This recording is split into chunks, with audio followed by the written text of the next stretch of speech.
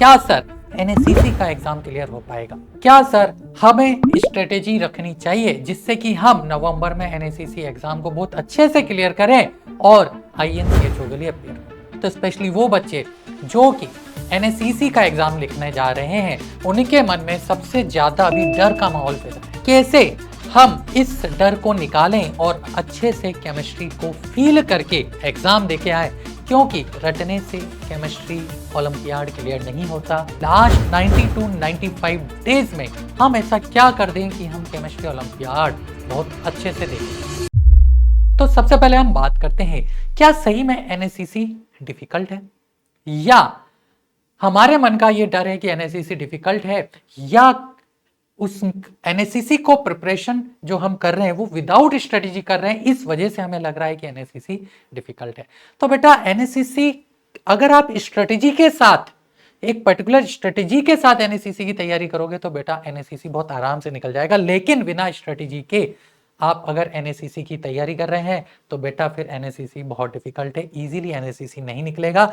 तो 95 डेज में जो सिलेबस आप स्टडी करते हैं उससे एनएससीसी नहीं निकलता है। आपकी स्ट्रेटेजी क्या रहती है वो डिसाइड करती है कि आपका जो केमिस्ट्री ओलंपियाड है, एनएससीसी है, वो निकलेगा, एक अच्छी रैंक के साथ निकलेगा कि नहीं निकलेगा। तो बेटा स्ट्रेटेजी मैटर्स। सबसे इंपॉर्टेंट है कि आप ये जो लास्ट 90 to 95 डेज में अपनी तैयारी करोगे वो किस स्ट्रेटेजी के साथ करोगे, ये बहुत ज़्यादा इंपॉर्टेंट है ना। जैसा कि आपने बताया कि अगर आप फर्स्ट टाइमर हैं तो फर्स्ट टाइमर वालों के लिए क्या स्ट्रेटेजी होनी चाहिए, या आप जेईई और नीट के छात्र हैं, जेईई और नीट के स्टूडेंट्स हैं, जेईई और नीट आप क्या कर रहे हैं, प्रिपेयर कर रहे हैं, तो जेईई और नीट प्रिपेयर कर रहे हैं तो उस वाले बच्चों के लिए क्या स्ट्रेटेजी होना चाहिए। आप लोगों ने लास्ट ईयर एनएससीसी दे दिया है, इस बार दोबारा एनएससीसी दे रहे हैं, तो आप लोगों के लिए क्या स्ट्रेटेजी होना चाहिए, या जिनका टारगेट सिर्फ और सिर्फ आईएनसीएचओ है उन बच्चों की क्या स्ट्रेटेजी होनी चाहिए। तो इन सब की क्या स्ट्रेटेजी सेम होगी, आप खुद ही सोचें तो नहीं, इन सब की स्ट्रेटेजी में कुछ ना कुछ डिफरेंस होगा।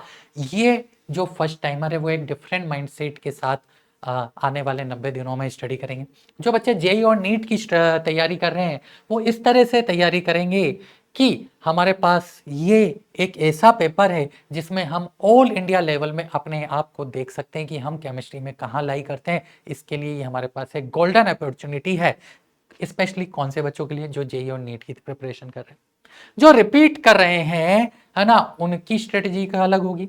सिमिलरली जो जिनका टारगेट आईएनसीएचओ है, जिनका एनएससीसी लास्ट ईयर निकल चुका है, यानी वो ये जानते हैं कि एनएससीसी को कैसे क्रैक किया जाता है, लेकिन अब हमारा टारगेट आईएनसीएचओ है, तो इसको ध्यान में रखते हुए वो एक अलग स्ट्रेटेजी के साथ इन दिनों में क्या करेंगे, प्रिपरेशन करेंगे।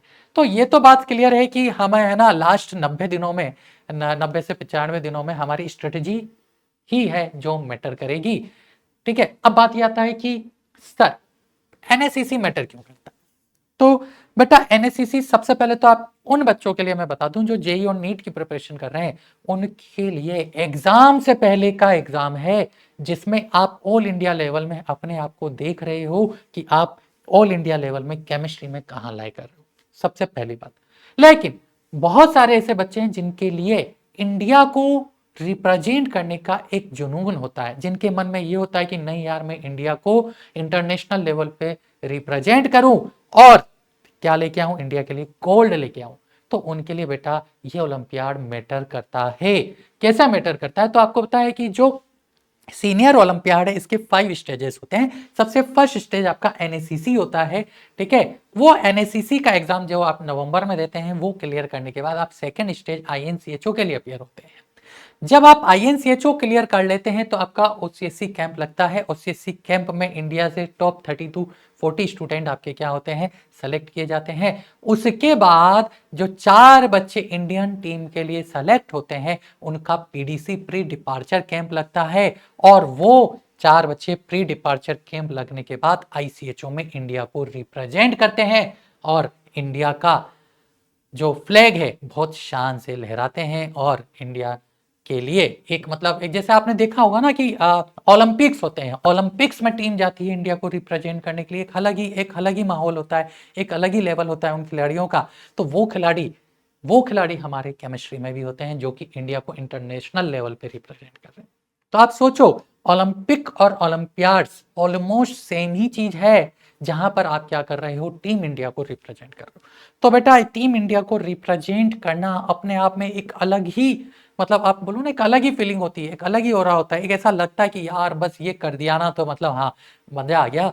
तो बिल्कुल सही बात है, सही आप सोचते हो कि अगर आप इंडिया को रिप्रेजेंट करने जा रहे हो तो आप इंडिया की उन 4 स्टूडेंट्स में हो जो कि इंडिया के टॉप 4 में है ना। और उसके बाद फिर आप जब गोल्ड ले आते हो तो बेटा बहुत अलग फीलिंग आती है, और ये फीलिंग मतलब बयां नहीं की जा सकती। तो इसलिए बेटा केमिस्ट्री ओलंपियाड मैटर करता है ना। ऐसा नहीं है कि अगर एनएसीसी क्लियर नहीं हुआ तो सर क्या होगा, तो बेटा ये कोई हार तो है नहीं, है ना। एनएसीसी क्लियर नहीं हुआ तो क्या हम हार जाएंगे, नहीं। एनएसीसी क्लियर नहीं भी हुआ तो उन बच्चों के लिए सीखने को बहुत कुछ मिलता है, क्योंकि यही पूरी नॉलेज आपके जेईई और नीट के एग्जाम में भी काम आती है। बट हमारा पहला टारगेट होना ही ये चाहिए कि एनएससीसी बहुत आसानी से क्लियर हो जाए, और आसानी से क्लियर हो जाए तो फिर हम ये ड्रीम देख पाए जो कि हम लोग देखते भी हैं, जो बच्चों के मन में होता भी है।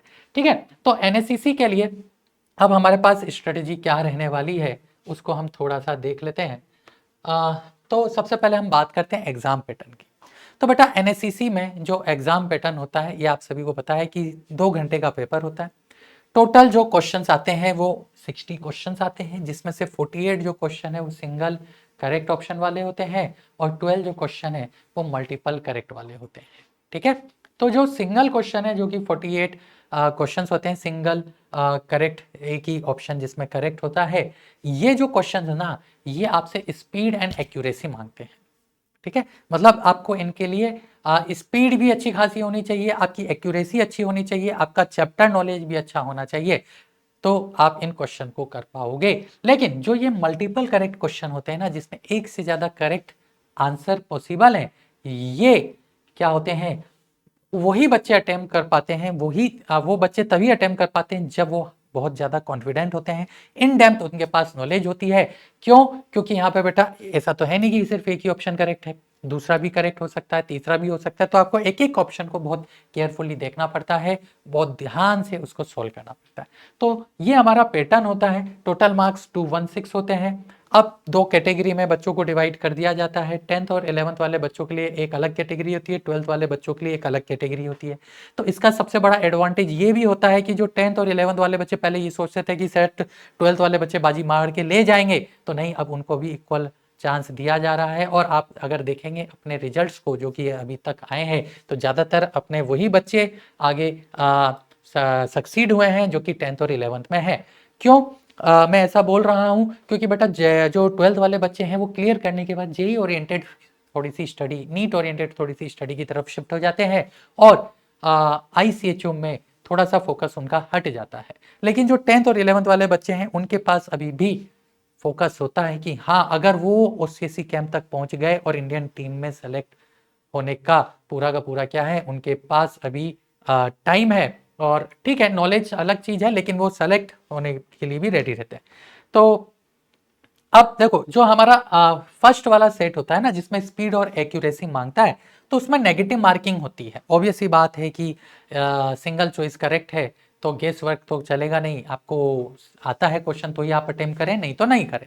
लेकिन जो मल्टीपल करेक्ट होते हैं ना, जो एक से ज्यादा जिसमें करेक्ट आंसर होते हैं, तो उसमें क्या होता है कि आपको पूरा मार्क्स तभी मिलेगा जब जितने भी ऑप्शन आपने उसके आंसर हैं वो सारे के सारे आपने क्या किए, करेक्ट किए। तो ये पेपर पैटर्न तो आपको पता ही है। अब थोड़ा सा हम और आगे बात कर लेते हैं कि इस पेपर पैटर्न में हमारे पास जो डेज बचे हैं उनको कैसे हम डिस्ट्रीब्यूट करें। स्टार्टिंग के 30 दिन क्या करें, फिर नेक्स्ट 30 डेज क्या करें, ठीक है, उसके बाद 20 डेज क्या करें, और लास्ट 15 डेज में क्या करें। तो बेटा सबसे पहले अगर हम बात करें ना कि स्टार्टिंग के 1 to 30 डेज में, तो आपको है ना टॉपिक्स जो अभी आपके कवर नहीं हुए हैं ना उन पे फोकस करने की जरूरत है। कौन कौन से हैं ये भी मैं आपको बताऊंगा। फिर 31 to 60 डेज में आपको पीवाईक्यू सेंट्रिक काम करने की जरूरत है, आपकी स्पीड पे काम करने की जरूरत है, आपकी एक्यूरेसी पे काम करने की जरूरत है। 60 to 80 डेज में आपको क्या करना है, बहुत ज्यादा मॉक टेस्ट देने हैं, बहुत ही ज्यादा मॉक टेस्ट देने हैं। कैसे देने हैं, क्या उसका सर फ्रीक्वेंसी होना चाहिए, इस पे भी हम डिटेल में चर्चा करेंगे। फिर लास्ट का जो 81 टू 95 डेज होता है ना, ये फुल्ली आप अलोड कर दे रिवीजन को, इसमें कुछ नया नहीं करना, कोई पैनिक नहीं होना है, सिर्फ और सिर्फ रिवीजन करना है। तो इन स्ट्रेटेजी इन डेज के बारे में हम थोड़ा सा डिटेल में क्या कर लेते हैं, स्टडी कर लेते हैं। तो आओ सबसे पहले बात करते हैं हम किसकी, फर्स्ट 30 डेज की। तो देखो आपको पता है कि जो केमिस्ट्री है, केमिस्ट्री को हम है ना, अब बात करें तो आपकी फिजिकल, ऑर्गेनिक एंड इनऑर्गेनिक तीनों का बैलेंस आपका क्या होता है, सीनियर ओलंपियाड होता है। इन तीनों का ही बैलेंस करने पर आप क्या कर पाते हो, केमिस्ट्री ओलंपियाड को अच्छे से फोड़ पाते हो, क्योंकि तीनों से आपके क्वेश्चंस आते हैं। तो स्टार्टिंग के 30 दिनों में हमें जो हाई वेटेज वाले टॉपिक्स हैं, चैप्टर्स हैं, जिनका की कोर बहुत ज़्यादा है, मतलब जो बहुत ज़्यादा इंपॉर्टेंट है, जैसे कि मैं फिजिकल की बात करूं तो फिजिकल में थर्मोडाइनेमिक्स है, आयनिक इक्विलिब्रियम है, इलेक्ट्रोकेमिस्ट्री है, एक एक करके मैं वो सारे चैप्टर्स भी आपको बताऊंगा तीनों सब्जेक्ट के अंदर। तो पहले हमारा टारगेट होना चाहिए कि फिजिकल, ऑर्गेनिक एंड इनऑर्गेनिक के जो ये कोर चैप्टर्स हैं, हाई वेटेज वाले चैप्टर्स हैं, ये हमारे क्या हो जाए, ये हमारे कवर हो जाए। जब ये कवर हो जाएंगे ना, तो उसके साथ साथ हमें क्या करना है, डेली इन 30 डेज में 2 से 3 घंटे हमें प्रॉब्लम सॉल्विंग को देने हैं, क्योंकि हम जो चैप्टर पढ़ रहे हैं उनकी प्रॉब्लम्स भी हमें सॉल्व करने की जरूरत है। ऐसा नहीं है कि सिर्फ हम थ्योरी पढ़े जा रहे हैं और हम मान के चल रहे हैं कि हाँ अब हमारा हाई वेटेज वाले जो चैप्टर्स है वो कवर हो रहे हैं। आपको 2 to 3 आवर्स डेली उनकी प्रॉब्लम सॉल्विंग पे भी ध्यान देना पड़ेगा, और उसके अराउंड इस 2 से 3 घंटे में आपको अराउंड 40-50 क्वेश्चन क्या करने पड़ेंगे, डेली सोल्व करने पड़ेंगे। 40-50 कौन से अच्छे क्वेश्चन, ऐसे नहीं है कि हाँ चलो सर ये तो बेसिक क्वेश्चन है ना, 30 सेकंड वाले क्वेश्चन से काम चल जाएगा, नहीं, ये 40-50 मतलब अच्छे लेवल के क्वेश्चन की मैं बात कर रहा हूँ, ठीक है। तो इन में आपको क्या करना है, वही अगेन जब आप ये करोगे तो आपके जो कंसेप्ट है वो स्ट्रॉन्ग होते जाएंगे, है ना। टारगेटेड आप क्या कर रहे हो, प्रैक्टिस कर रहे हो, तो आपका जो माइंड सेट है वो भी क्या हो जाएगा, स्ट्रॉन्ग हो जाएगा। तो आपको स्टार्टिंग के 30 डेज में यही चीज पे ध्यान देना है कि हम पहले क्या करें, अपने सब्जेक्ट की डेप्थ में जाएं, जो कोर चैप्टर थे उनको बहुत स्ट्रॉन्ग करें। उनको स्ट्रॉन्ग करने के बाद आपको खुद व खुद क्या हो जाएगा, कॉन्फिडेंस निकल के आएगा कि अब हम केमिस्ट्री ओलंपियाड को क्या कर सकते हैं, फोड़ सकते हैं, ठीक है। चलो फिर आगे बढ़ते हैं। तो क्या हम पढ़ें किस जैसे केमिस्ट्री है तो physical chemistry, organic chemistry, inorganic chemistry, किस में क्या पढ़ें कि हमारा क्या हो जाए, सब्जेक्ट स्ट्रॉन्ग हो जाए। तो आपको पता है फिजिकल केमिस्ट्री में कौन कौन से चैप्टर्स हैं जो कि बहुत ज़्यादा इंपॉर्टेंट रोल प्ले करते हैं। तो उसमें आपका मोल कंसेप्ट स्टाइक्योमेट्री हो गया, है ना, इक्विलिब्रियम हो गया। स्टाइक्योमेट्री में मैं रेडॉक्स भी इंक्लूड करके चल रहा हूँ, ठीक। इक्विलिब्रियम में आपका केमिकल, आयनिक दोनों हो गया, थर्मोडाइनेमिक्स प्लस केमिस्ट्री हो गया, उसके बाद इलेक्ट्रोकेमिस्ट्री एंड केमिकल काइनेटिक्स। तो ये सबसे हाई ईल्ड वाले चैप्टर्स हैं या हाई वेटेज वाले चैप्टर्स हैं, या बोलते हैं कि बिल्कुल कोर है फिजिकल केमिस्ट्री की, ये तो आनी ही चाहिए। अब बेटा जब इनऑर्गेनिक केमिस्ट्री की बात करते हैं तो इनऑर्गेनिक में सोचने की जरूरत ही नहीं है, chemical bonding, coordination chemistry, salt analysis and block chemistry, ये हमारे क्या होते हैं, बिल्कुल स्ट्रॉन्ग होने जरूरी हैं। इसमें आपको सबसे ज्यादा किस पे और ध्यान देने की जरूरत है, इनऑर्गेनिक में आपको केमिस्ट्री की जो एनसीईआरटी है उसकी लाइन टू लाइन आपको बिल्कुल क्या कर लेना है, रीड करना है और हर लाइन का मीनिंग समझना है। उसके अलावा एनसीईआरटी में जो टेबल्स दे रखी होती है ना, उन टेबल से भी ऑर्डर बना के लिख लेना होता है। बहुत सी बार क्या होता है कि आप बोलते हो कि सर ये तो एनसीईआरटी में दिया ही नहीं होता, जबकि वही चीज एनसीईआरटी में टेबुलर फॉर्म में विद डाटा दी हुई होती है। तो इनऑर्गेनिक के लिए केमिस्ट्री में एनसीईआरटी मस्ट है, एनसीईआरटी को आप बिल्कुल बाइबल माने और एक एक लाइन पे बहुत ध्यान से स्टडी करें, ठीक है, उसका मीनिंग समझे। अब जरा हम बात करते हैं किसकी, ऑर्गेनिक की। जब हम ऑर्गेनिक की बात करते हैं तो ऑर्गेनिक केमिस्ट्री में हाई वेटेज वाले चैप्टर कौन कौन से हैं, तो जीओसी और आइसोमेरिज्म तो आपका होना ही चाहिए। सबसे ज़्यादा वेटेज हम अगर किसी चैप्टर को देते हैं तो वो है हाइड्रोकार्बन। हाइड्रोकार्बन से मैंने लास्ट ईयर भी बोला था, इस बार फिर बोल रहा हूं कि हाइड्रोकार्बन से बहुत ज्यादा क्वेश्चंस आने के चांसेस होते हैं। इसका रीजन है, एक तो बड़ा चैप्टर है, इसमें मैक्सिमम चीजें कवर हो जाती है, प्लस 10th और 11th वाले बच्चों के लिए कैटेगरी अलग कर दी गई। तो हाइड्रोकार्बन एनसीईआरटी के अंदर क्लास 11 का चैप्टर है। तो हाइड्रोकार्बन, इसके अलावा आपने देखा होगा ऑर्गेनिक केमिस्ट्री में नेम रिएक्शंस आप लोग याद करते हैं, तो नेम रिएक्शन पे थोड़ा सा क्या कर लें, फोकस कर लें, है ना। और मैकेनिज्म, रिएक्शन मैकेनिज्म तो आप डेफिनेटली करेंगे, अगर आप हाइड्रोकार्बन कर रहे हैं तो रिएक्शन मैकेनिज्म तो आप डेफिनेटली करके ही जाएंगे। तो ये ऑर्गेनिक में ध्यान देने की जरूरत है ना। तो ये हमारे क्या है, हाई वेटेज वाले चैप्टर है। इन पे थोड़ा सा आप क्या करें, फोकस करें। अगर ये स्ट्रॉन्ग नहीं है तो आप इन्हें स्ट्रॉन्ग करें। बड़े आगे, ठीक। तो अब बात ये आती है कि हम ये तो चलो सर स्टार्टिंग के 30 दिनों में हमने कर लिए स्ट्रॉन्ग कर, उसके बाद क्या करें? तो बेटा जो नेक्स्ट आपके पास 31 से 60 डेज हैं, उसमें आपको फोकस हो जाना है, अपना फोकस शिफ्ट कर देना है पीवाईक्यूज पे। जो भी प्रीवियस ईयर के पेपर से, स्पेशली 2015 से लेके 2025 तक के, ये लास्ट 10 साल के पेपर आप उठा के देखना, क्वेश्चन की क्वालिटी देखना, क्वेश्चन का फ्रेमिंग देखना, बहुत ही शानदार तरीके से उन्होंने पूछा हुआ है। तो ये जो लास्ट 10 साल के पेपर हैं, इन पे आप थोड़ा सा फोकस करें, ठीक है। फास्ट पेपर्स करें, आप उससे अपनी स्पीड बढ़ाएं। टाइम लिमिट में पेपर सोल्व करना है, जो 2 घंटे का अगर एनएससीसी का एग्जाम है तो मैं आपको सजेस्ट करूंगा कि वो जो आप फास्ट पेपर कर रहे हैं 2 घंटे की जगह पर आप 1 घंटा 40 मिनट 45 मिनट का टाइम सेट करें और उसमें उसको अटेम्प्ट करने की कोशिश करें, ठीक है। तो टाइम बाउंड आपको पेपर सोल्व करने हैं। क्वेश्चन सिलेक्शन यहाँ पे बहुत इंपॉर्टेंट रोल प्ले करता है। जब आप पेपर सोल्व करेंगे तो एक आध दो उसमें बाउंसर क्वेश्चंस भी होते हैं, तो आपको उन क्वेश्चंस को क्या करना आना चाहिए, छोड़ना आना चाहिए कि हाँ ये क्वेश्चंस थोड़े से लेंदी कैलकुलेशन है इनमें, तो इनको मैं क्या करूँगा, थोड़ा सा बाद में सॉल्व करूँगा, ठीक है। ऐसा नहीं है कि ईगो हर्ट हो जाए कि अरे ये क्वेश्चन बन कैसे नहीं रहा है, इसी पे टाइम दे देते हैं। तो बेटा उससे क्या होगा, एग्जाम में अगर आप ऐसा करोगे तो आपका टाइम भी वेस्ट हो जाएगा, आपका कॉन्फिडेंस टाइम के साथ साथ लूज होता चला जाएगा और आप उतना अच्छा परफॉर्म नहीं कर पाओगे एग्जाम में जितना करना चाहिए। तो आप टाइम बाउंड आप पीवाईक्यू सॉल्व करें, बट आपका उस समय पर टारगेट होना चाहिए कि मैक्सिमम मार्क्स लेके आना है, ठीक है। मैक्सिमम अटेम्प्ट्स आपके क्वेश्चन होने चाहिए विद एक्यूरेसी, एक्यूरेसी मैटर करनी चाहिए और मार्क्स भी इंपॉर्टेंट है, ठीक। तो यही मैंने आपको बता दिया कि अच्छा कितने टाइम में करें सर पीवाईक्यू।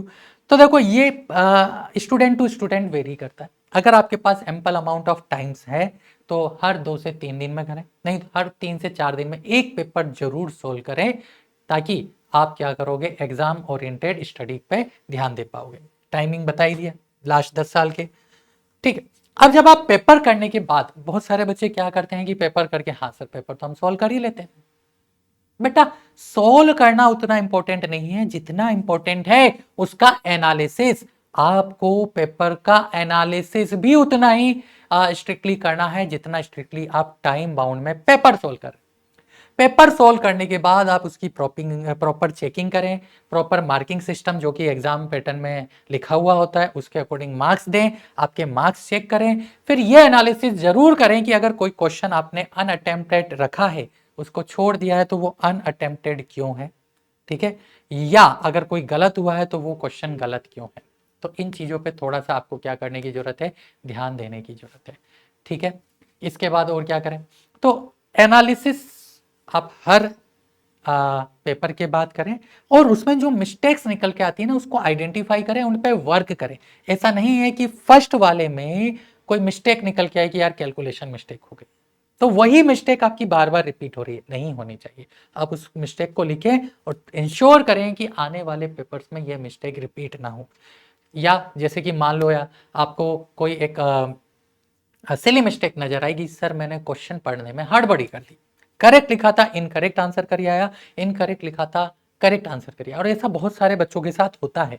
तो ऐसे केसेस में आपको क्या करने की जरूरत है कि पहले वाले पेपर में आपको ये चीज समझ में आ गई, तो नेक्स्ट वाले पेपर में आप क्वेश्चन को बहुत आराम से पढ़ेंगे, हड़बड़ी नहीं करेंगे, करेक्ट को करेक्ट ही पढ़ेंगे, इनकरेक्ट को इनकरेक्ट ही करेंगे, ठीक है। और ऑप्शन बहुत ध्यान से टिक करेंगे। ऐसा नहीं है कि मेरा आंसर कुछ हो रहा था मैं आंसर कुछ और टिक कर आया। तो इन सब चीजों पे आप एनालिसिस के दौरान ध्यान दें कि आप किस तरह की मिस्टेक्स कर रहे हैं, तो आपको मिस्टेक्स आइडेंटिफाई होती जाएगी। हो सकता है हर पेपर में कोई नई और मिस्टेक्स निकल के आए और पुरानी वाली रिपीट हो रही हो, तो पुरानी वाली रिपीट नहीं होनी चाहिए, वो अवॉइड होनी चाहिए। इस पे भी आपको काम करने की जरूरत है, ठीक है। तो ये क्या होगा, ये आपके 31 से लेके 60 डेज में जो आप पीवाईक्यूज कर रहे हो है, उस पे आप उन दिनों में आपको इस पे काम करने की जरूरत पड़ेगी। फिर हमारी एरर लॉग बुक जो आपको बनानी है, तो मिस्टेक्स कौन कौन से टाइप की एक तरफ लिख दें, कंसेप्चुअल है, कैलकुलेशन है, या कोई और हमारी मिस्टेक हो रही है। क्या मतलब है? कंसेप्चुअल गैप का मतलब बहुत सिंपल सी बात है, आप लोग समझदार हैं, आपको पता है कि आपके कंसेप्ट क्लियर नहीं है, आप चीज़ों को बस रट रहे हो, आप कंसेप्चुअली उतने स्ट्रॉन्ग नहीं है। तो आपको क्या फिक्स करने की ज़रूरत है? ठीक है, आपको रीड करने की ज़रूरत है, आपके जो भी नोट्स आप जो रेफर कर रहे हैं उसको, एनसीईआरटी को, ठीक है, उन फॉर्मूलेज को या जो शॉर्ट नोट्स आपने बनाए उनको दोबारा से रीड करने की ज़रूरत है, अगर आपकी कंसेप्चुअल क्या हो रही है, एरर हो रही है। अच्छा, कैलकुलेशन एरर बहुत ज़्यादा होती है, ये स्वाभाविक है कि आप हड़बड़ी में गड़बड़ी करके आते हैं। तो जो ये कैलकुलेशन एरर हो रही है ना, ये मैं चाहूँगा कि आप ना होने दें, इस पे स्ट्रिक्टली वर्क करें, क्योंकि आप लोग जिस एरा में जी रहे हैं, जिस एरिया में, मतलब जिस जनरेशन में हैं, वहाँ पर कंसेप्चुअल चीज़ें हो जाती है, कंसेप्चुअल एरर हो जाती है, लेकिन कैलकुलेशन नहीं होनी चाहिए मिस्टेक। अच्छा, मिसरीड हो गया, मिसरीड होना भी बहुत ज़्यादा होता है, करेक्ट का इनकरेक्ट पढ़ लिया, इनकरेक्ट का आपने करेक्ट पढ़ लिया। तो बेटा ये जो करेक्ट इनकरेक्ट वाली चीज़ है ना, ये बहुत ज़्यादा होती है, तो हड़बड़ी में क्वेश्चन ना पढ़े, आराम से टाइम लगा के क्वेश्चन को रीड करें, ठीक है। तो स्लो डाउन कर दो आपकी जो रीडिंग स्पीड है क्वेश्चन पढ़ने की उसको, ठीक है। थोड़ा सा क्या होगा, 3 सेकंड 4 सेकंड एक्स्ट्रा टाइम लगेगा, लेकिन इस 3-4 सेकंड ने आपका नेगेटिव होने से बचा दिया। तो इसके बाद अगर हम बात करें कि क्या करना है हमें, ये तो था कि सर 60 डेज तक हमें करना है। 61 से 80 डेज में आपको क्या करना है बेटा, अब फोकस करना है एग्जाम टेम्परामेंट पे।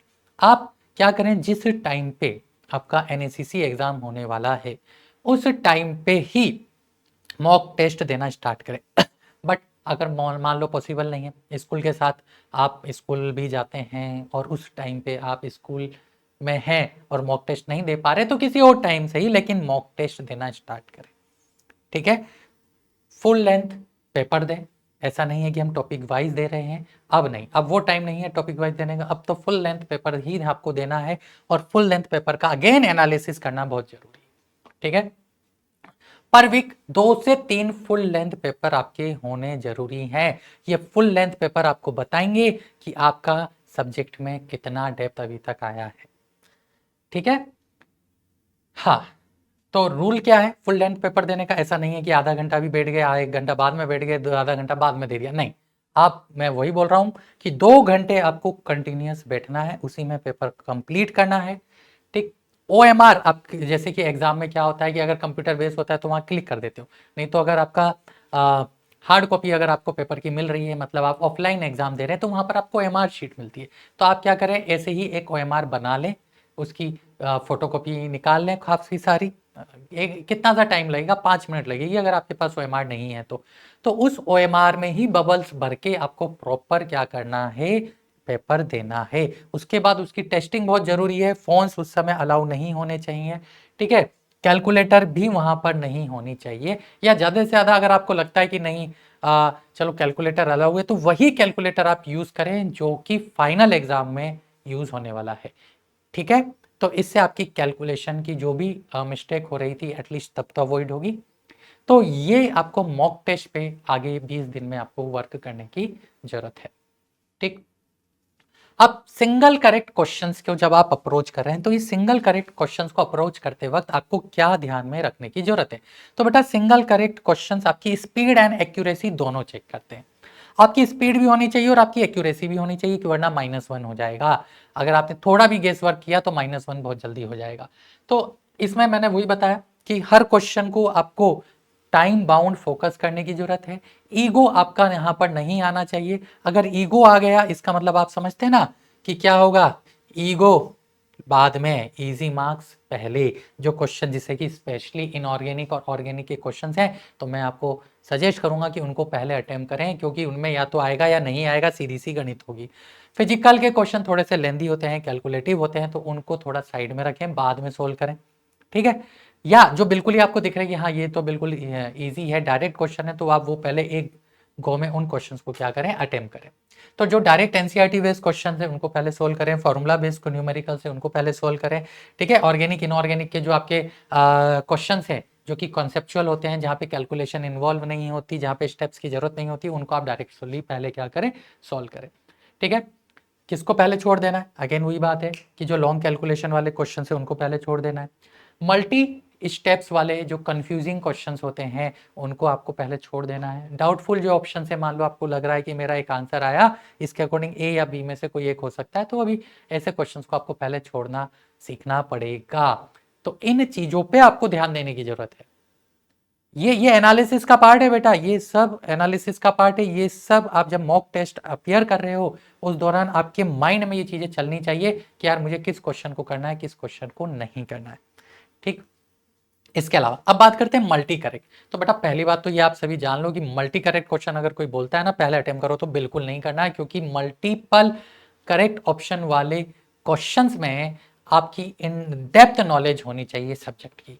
वहां पर पहला ऑप्शन करेक्ट है, दूसरा भी हो सकता है, तीसरा भी हो सकता है चारों ऑप्शन करेक्ट हो। तो एक एक ऑप्शन को बहुत ही ध्यान से आपको क्या करना पड़ता है, अटेम्प्ट करना पड़ता है। ठीक है, कंसेप्ट आपके कैसे होने चाहिए, क्लियर होने चाहिए, तभी आप इनको क्या कर सकते हो, एक्सेल कर सकते हो। एक एक ऑप्शन आपको ध्यान में चेक करना है, कोई गेस वर्क नहीं करना। अच्छा ये हो सकता है, चलो टिक कर देते, नहीं, ऐसे काम करने की जरूरत नहीं है। ऐसा कर दिया तो क्वेश्चन गलत हो जाएगा। ठीक है, हाफ नॉलेज अटेम्प्ट से छोड़ दें क्वेश्चन, ज्यादा बेटर होगा, है ना। अगेन वही मे भी ये हो सकता है, गेस वर्क वाले चीजों को छोड़ दें। ओवर कॉन्फिडेंस नहीं होना है, स्पेशली इनऑर्गेनिक के एक्सेप्शंस के अंदर, उसको थोड़ा सा ध्यान में रखना है। तो मल्टीपल करेक्ट जो होता है ना, उसमें जो ग्रीड स्कोर है, आप वो ग्रीड है आपकी कि यार इसको भी टिक कर देते हैं, इसको भी टिक कर देते हैं, नहीं, वो स्कोर गिरा सकती है। जो आपके करेक्ट करने पर मार्क्स आ सकते थे, हो सकता है कि अगर आप गेस वर्क कर रहे हैं तो उसकी वजह से मार्क्स आपके क्या हो जाए, कम हो जाए। जबकि सिंगल चॉइस में आपका क्या है कि जो इजी वन है उसको पहले अटेम्प्ट करना है, और जो थोड़े से आपको लग रहा है कि यार इसके लिए थोड़ा टाइम लगेगा, तो उसको ईगो मत लाओ वहां पे, उसको थोड़ी देर के लिए साइड में रख दो। चलो अब आगे बढ़ते हैं। अब क्या करें सर, बिल्कुल फाइनल, अब तो लास्ट 10 से 15 दिन आ गए, अब क्या करें। तो बेटा full to focus on revision. कोई नया चैप्टर नहीं उठाना है, कोई नई बुक नहीं उठानी है, बहुत क्लियरली बोल रहा हूं, कोई नई बुक नहीं उठानी है, कोई नया चैप्टर नहीं उठाना है, कोई पैनिक करने की जरूरत नहीं है। जो शॉर्ट नोट्स आपने बनाए हैं, जो फॉर्मूला शीट बनाई है, जो ऑर्गेनिक में नेम रिएक्शंस बनाई है, ठीक है, इन सब पे आपको सिर्फ रिवीजन करना है, और रिवीजन बार बार करना है। फॉर्मूला शीट हो गया। अच्छा यूनिट कन्वर्जन पे थोड़ा सा ध्यान दे लेना, क्योंकि यहाँ भी आपकी गलती होती है। स्टैंडर्ड रिजल्ट कुछ है तो उनको याद रख लेना। रिएक्शंस के अगर आपने कुछ रोड मैप बनाए हैं, कौन सा रिएजेंट क्या प्रोडक्ट बनाएगा, ठीक है, किसकी मैकेनिज्म क्या होगी, किस कैटलिस्ट से क्या फर्क पड़ जाएगा, तो वो जो रोड मैप आप बना रहे हो, जिसे हम शॉर्ट नोट्स ही बोलते हैं, तो उनको आप बार बार रिवाइज करें। इनऑर्गेनिक में एनसीईआरटी को थोड़ा सा एक बार और दोबारा से क्या कर लें, रीड कर दें। कलर्स हैं सॉल्ट एनालिसिस में, उनको रिवाइज कर लें। स्मेल्स हैं उनको रिवाइज कर लें। कोई ट्रेंड दिया हुआ है उसको रिवाइज कर लें। ठीक है, एक्सेप्शंस पे थोड़ा सा काम कर लें। तो ये रिवीजन है जो कि आपको क्या करेगा, स्ट्रेंथ देगा, और लास्ट के 15 दिन में कॉन्फिडेंस भी देगा। तो आपको लास्ट के 15 दिन में सिर्फ और सिर्फ रिवीजन पे फोकस करना है, और कुछ नहीं करना, सब कुछ बाकी बंद। ठीक है, तो अब अगेन वही बात है कि डेली सर कैसे क्या करें, तो वही बात है कि 30 मिनट आप फॉर्मूला के लिए क्या कर लो, दे दो, रिवीजन पे काम कर लो। 60 to 90 मिनट में आप कॉन्सेप्चुअल प्रैक्टिस वाले क्वेश्चंस कर लो। 60 मिनट में आप मिक्स क्वेश्चन कर लो, जो कि PYQs और कुछ नए क्वेश्चंस हो। 20 मिनट में आप जो आपने ये किया है इसका अगेन एनालिसिस करके आपकी एरर लॉग बुक को क्या कर दें, अपडेट कर दें। ठीक है, तो जो बच्चे अभी स्कूल में जाते हैं, जेई की प्रिपरेशन करते हैं, नीट की प्रिपरेशन करते हैं, तो बेटा एनएससीसी की जो प्रिपरेशन है ना, वो अलग से नहीं करनी है। आप केमिस्ट्री को ही डीपर लेवल पे क्या करें, वर्क करके स्ट्रॉन्ग करें। उस केमिस्ट्री को ही डीपर लेवल पे आपको क्या करना है, वर्क करना है और स्ट्रॉन्ग करना है। ठीक है, तो ये हो गया हमारे पास। अब हमारे पास और क्या है, स्टूडेंट वाइज अप्रोच भी हमें देखना है कि फर्स्ट टाइमर है। तो बेटा जो फर्स्ट टाइमर है ना, एनसीईआरटी तो घोट के पी जाओ। एनसीईआरटी तो इस तरह से आपकी होनी चाहिए ना कि भाई मतलब आपसे नींदों में भी उठा के पूछ लिया जाए ना, बताओ इस लाइन को कहाँ पर लिखा है, तो वो आपको चैप्टर और पेज सब पता होना चाहिए, पैराग्राफ तक, और वो पूरा विजुअलाइज होना नहीं चाहिए। यानी आपके माइंड में सीधा वही लाइन निकल के आए, वही पैराग्राफ आपको दिखे कि यहाँ लिखी हुई है, और उसका मीनिंग आपको क्रिस्टल क्लियर हो। ठीक, टॉपिक वाइज आपके क्वेश्चंस क्या होने चाहिए, अच्छे से प्रैक्टिस होने चाहिए। एनसीईआरटी के पीछे जो क्वेश्चंस होते हैं ना, वो भी काफी अच्छे होते हैं, कभी सोल्व करके जरूर देखना। जेई नीट के जो स्टूडेंट्स हैं अब उनके पास क्या है, स्पीड तो है, बस उनको कंसेप्चुअल चीजों पे ध्यान देने की जरूरत है, क्योंकि बेटा ओलंपियाड है तो वहां पे कंसेप्चुअल क्वेश्चन काफी पूछे जाते हैं। फॉर्मूला बेस भी आते हैं, मैं अब मना नहीं कर रहा हूं, लेकिन कंसेप्चुअल क्वेश्चन ज्यादा आते हैं, तो उस पर काम करें। जो बच्चे ऑलरेडी लास्ट ईयर एनएसीसी एग्जाम दे चुके हैं, है ना, और इस बार दोबारा दे रहे हैं, तो उनके जो वीकर टॉपिक्स हैं वो सब बच्चों को पता रहता है, आपकी स्ट्रेंथ क्या है, आपकी वीकनेस क्या है, तो जो वीकर टॉपिक्स हैं उन पे थोड़ा सा पहले ध्यान दें। जो बच्चे ऑलरेडी एनएसीसी लास्ट ईयर क्वालिफाई कर चुके हैं और इस बार भी कर ही देंगे, जिनको इतना कॉन्फिडेंस है, तो वो अभी से आईएनसीएचओ स्टाइल में जो पेपर्स हैं वो देना स्टार्ट करें, आईएनसीएचओ स्टाइल वाले पेपर्स पे काम करना स्टार्ट करें। तो अगेन आप किस जॉन में लाइक करते हैं उसके अकॉर्डिंग आपको क्या करने की जरूरत है, प्रिपरेशन करने की जरूरत है। तो केमिस्ट्री के ओलंपियाड के बहुत सारे बैचेस आपके पीडब्ल्यू में चलते हैं, जिसमें एनएसीसी 11th, एनएसीसी 12th, एनएसीसी चैंप होता है ना, ये सारे बैचेस आपके चल ही रहे हैं। इसके अलावा एक्स्ट्रा और आपको मटेरियल भी प्रोवाइड करवाया जाता है, एक्स्ट्रा मटेरियल भी आप लोगों के लिए डिज़ाइन किया हुआ है, तो ये सारी चीज़ें आपके पास पीडब्ल्यू मुहैया कराता है। हाँ, सबसे इम्पोर्टेंट बात, ऐसा नहीं है कि सर मैं सिर्फ फिजिकल कर लूँ, बहुत सारे बच्चों का आता है, तो क्या मेरा ओलंपियाड निकल जाएगा, या सिर्फ ऑर्गेनिक करने से ओलंपियाड निकल जाएगा? नहीं, आपको तीनों पिलर हैं, physical chemistry, organic chemistry and inorganic chemistry. Chemistry के 3 पिलर हैं, तीनों को इक्वली स्ट्रॉन्ग करने की जरूरत है। अगर आप सपना लेके चल रहे हैं कि आप आईएनसीएचओ निकालना चाहते हैं और इंडियन टीम में अपने आप को देखना चाहते हैं, तो मैं सजेस्ट करूंगा कि आप तीनों को इक्वल ही इंपॉर्टेंस दें, है ना। फिजिकल केमिस्ट्री में न्यूमेरिकल पोर्शन ज्यादा होता है, तो वहां पे ज्यादा फोकस करें। ऑर्गेनिक में आपके जो लॉजिक है, रिएक्शन मैकेनिज्म है, उस पर ज्यादा काम करें। और इनऑर्गेनिक में क्या करें, इनऑर्गेनिक में आप थ्योरी को रिवाइज करें। तो तीनों को आप इक्वली स्ट्रॉन्ग करें, क्योंकि जो एनएससी टॉपर है वो सिर्फ एक पार्ट को स्ट्रॉन्ग नहीं करते, वो क्या करते हैं, तीनों को बैलेंस करते हुए चलते हैं। नो डाउट उनका हो सकता है कि एक पार्ट बहुत ज्यादा स्ट्रॉन्ग हो, बट ऐसा नहीं है कि बाकी 2 पार्ट वीक होंगे, वो तीनों पार्ट को बैलेंस करते हुए चलते हैं, तब जाके वो केमिस्ट्री में क्या बनते हैं, टॉपर बनते हैं। ठीक, तो अगेन वही बोलना चाहूंगा कि स्ट्रेटेजी अच्छी होनी चाहिए, स्ट्रेटेजी के साथ ही आप क्या करें, आगे बढ़ें। Because every reaction has a reason, every topper has a strategy, every single day can change your result. हर दिन आपका रिजल्ट चेंज कर सकता है, इसलिए स्ट्रेटेजी मैटर करती है, स्ट्रेटेजी के साथ ही पढ़ें। तो hope to see you soon in PDC camps, INChO batches और नेक्स्ट ओलंपियाड बैचेस और करंट बैचेस। तो इसी बात को ध्यान में रखते हुए मेरे हिसाब से आज के इस सेशन को हम यहीं पे समाप्त करते हैं। नमस्कार, थैंक यू, बाय बाय।